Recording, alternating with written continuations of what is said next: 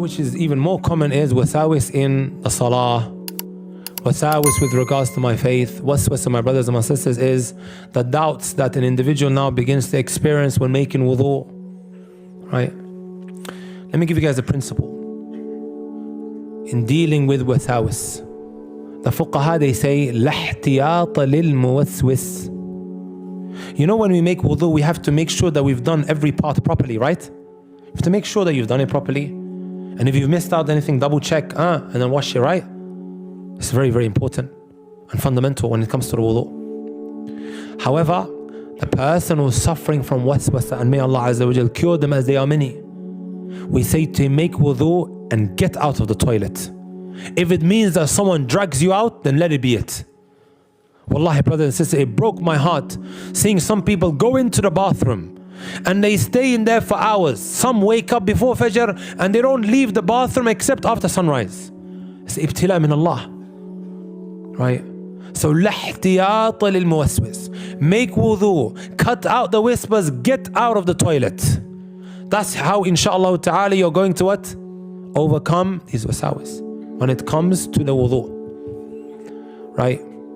Then you also have, my brothers and my sisters, that which relates to the salah. We have a hadith for this. Uthman ibn Abi al-As radiyallahu ta'ala anhu, one time he came to the Prophet sallallahu alayhi wa sallam and he said, إِنَّ الشَّيْطَانَ قَدْ حَالَ بَيْنِي وَبَيْنَ صَلَاتِي وَقِرَاءَتِي يَلْبِسُهَا عَلَيَّ. The shaitan has managed to get in between my recitation of the Quran and my prayer. Keeps irritating me. It's causing me a lot of problems. Right? What shall I do? The Messenger sallallahu alayhi wa sallam said, ذَاكَ شَيْطَانٌ يُقَالُ لَهُ خِنْزَبٌ. This is a shaitan called Khinzab. Right? If you feel this, فَإِذَا أَحْسَسْتَهُ فَتَعَوَّذْ بِاللَّهِ مِنْهِ. Seek refuge in Allah and say, أَعُوذُ بِاللَّهِ مِنَ الشَّيْطَانِ الرَّجِيمِ. Right? وَاتْفِلْ عَلَى يَسَارِكَ ثَلَاثًا. And then also, dry spit on your left 3 times. Not phlegm, not that. We're talking about what? Try spit to your left. So Uthman ibn Abi al-As, he says, فَفَعَلْتُ ذَلِكَ. I did this. فَأَذْهَبَهُ اللَّهُ عَنِّي. Allah has really removed it. Right? While you're inside of your salah, the shaitan comes and begins to give you doubt about you having lost your wudu. Messenger sallallahu alayhi wa sallam also taught us a very important principle. In the hadith it says, إذا وجد أحدكم في بطنه شيئا فأشكل عليه أخرج منه شيء أم لا فلا يخرجن من المسجد حتى يسمع صوتا أو يجد ريحا. If you now begin to feel a disturbance in your salah, or should I say in your stomach, right? You begin to feel a disturbance. Sometimes you feel like that, right? Have I lost my wudu? Have I not? Right? Messenger sallallahu alayhi wa sallam, he said, فلا يخرجن من المسجد. He should not leave the salah. Here masjid means salah. حتى يسمع صوتا, up until he hears a sound, or he finds what? A rih, smell. The principle here is, and it's a leading legal maxim, اليقين لا يزول بالشك. Something that has been established with certainty should not be dismissed due to some doubt that has arisen. What does that mean? Did you not just come out of the toilet and make wudu? You went, you made wudu, and then you started prayer. Has that been fulfilled with certainty, brothers and sisters? It's certain, right? We just saw the guy walking out. I just made wudu now. Like me, before the start I made wudu. I went into the salah, and then shaitan starts playing with me. Or maybe you've lost it. I begin to feel that doubt. Should I give this doubt any consideration? No. Because al-yaqeen la yazul bil-shak. What has been established with certainty cannot be dismissed due to some doubt that has arisen. Does that make sense? And that's not just specific to the salah. It could be outside of the salah. You're doubting, wallah, have I lost it, have I not? You go back to the asal, which is you made wudu, and that's what stands. Very, very handy principle, my brothers and my sisters. So many questions that I receive all the time pertaining to this. And then the third, I think, is, which is very, very common, having doubts about Allah subhanahu wa ta'ala. Right?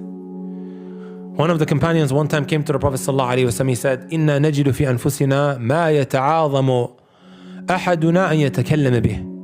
Indeed, O Messenger of Allah, we have these conversations with ourselves And it's something that is really disturbing to mention, right? Or to be vocal about it. We feel very uncomfortable to say it with our tongues, that which we are speaking to ourselves about.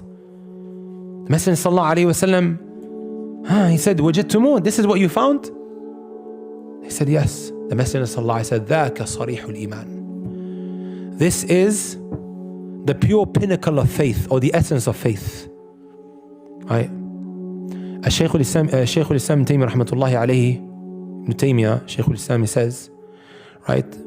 الوساوس تعرض لكل من التجأ إلى الله عز وجل. These wasawis, they come to anyone who turns to Allah subhanahu wa ta'ala. Subhanallah. لكل من توجه إلى الله عز وجل. Right? And then he says, فَيَنْبَغِي عَلَيْهِ, upon him is to be firm, to be patient, and to occupy himself with dhikr, with the remembrance of Allah subhanahu wa ta'ala. Right? Whenever he feels that, straight away he starts remembering Allah Azza wa Jal. In another narration we are told, my brothers and my sisters, we are told that the Shaytaan comes to you and he says, "Man khalaqa kadha?" Who created this? Who created that? Right? Up until he says, "Man khalaqa rabbak?" Who created your Lord? Messenger sallallahu alaihi wasallam said, whoever experiences this, then let him say, "A'udhu billahi minash shaitanir rajim," wal-yantahi, and let him cut this out. Stop thinking about that. And turn towards the remembrance of Allah subhanahu wa ta'ala. Right? Even Shaykh al-Islam Taymiyyah was asked, "Inna al-Yahuda wal-Nasara," the Jews and the Christians, they claim that they don't suffer from waswasa. His response was, وَمَا يَفْعَلُ الشَّيْطَانُ بِبَيْتِ الْخَرَابِ أو بِقَلْبٍ خَرَابٍ. What is the shaitan going to do to a heart that has already become corrupt? Why should the shaitan busy himself with them? He will come to people of iman, people with faith, always trying to pull you into a shirk and al-kufr. Right? So some of the solutions, my brothers and my sisters, is to rush into dhikr, to rush into reading Quran. Abu Hurairah radiyallahu ta'ala anhu, as reported by Darimi, he says, "Inna al-bayta la yattasi'u ala ahlihi." The house becomes a comfort zone. You know when? Right? In yuqra fihi al-Quran. When the Quran is recited in it. وَتَحْضُرُهُ الْمَلَائِكَةِ. The malaika, they come there. وَتَهْجُرُهُ الشَّيَاطِينَ. And also the shayateen, they will run away from this kind of place. That's when you recite the book of Allah Azza wa Jal. And then the opposite was mentioned as well. وَإِنَّ الْبَيْتَ لَيَضِيقُ عَلَى أَهْلِهِ.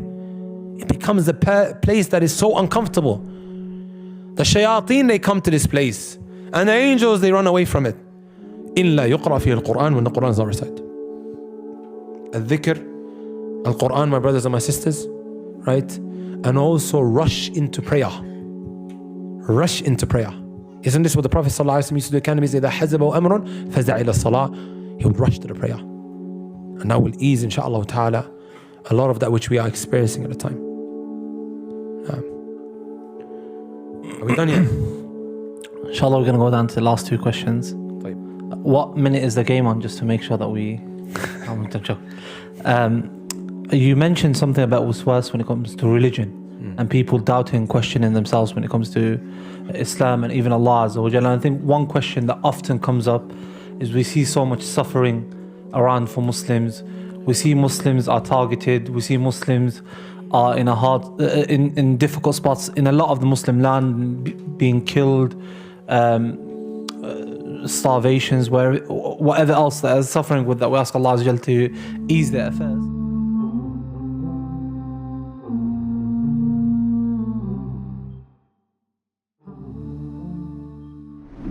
Have you ever wished that there was a Muslim version of YouTube or Netflix? Well, we have created one. The One Islam TV app has no adverts and is safe to browse for your peace of mind. Watch hundreds of high-quality produced Islamic reminders, Quran videos, stories of the prophets, hot topic, debates, and so much more. 4 to 8 new videos are uploaded daily, inshallah. You can watch or listen to videos while your device is switched off, watch videos on demand, or download videos and watch offline.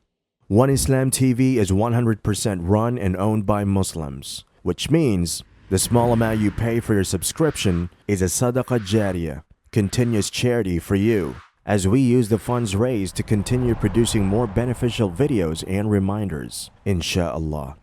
The One Islam TV app is now available on Apple devices, Apple TV, Android devices, Android TV, Amazon Fire TV, and Roku, so you can watch on most devices and smart TVs. Download now for a free 7-day trial. May Allah reward you for supporting our work.